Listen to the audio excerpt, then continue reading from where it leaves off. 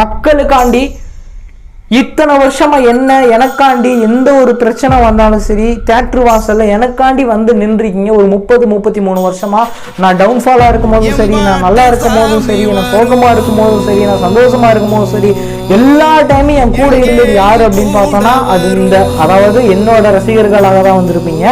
அப்படிப்பட்ட உங்களை இத்தனை வருஷமா நீங்க பாத்துக்கிட்டீங்க. ஒரு 30, 33, 35, 40 வருஷமா.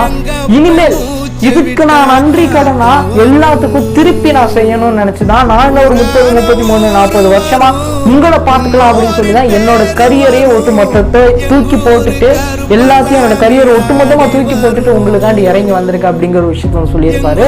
பட் ஸ்டில் நீங்க எந்த ஒரு பாலிடிக்ஸோ எந்த ஒரு விஷயமே இந்த ஸ்டேடியம் பேசல. அப்படி பேசக்கூடாதுன்னு ரூல்ஸ் முன்னாடி போட்டிருந்தாங்க. அதாவது மலேசியன் கவர்மெண்ட் அதனால எந்த ஒரு விஷயத்தையும் பத்தி எதை பத்தியும் பேசல. மூவி ஆடியோ லான்ச்சுக்கு எப்படி வந்தாரோ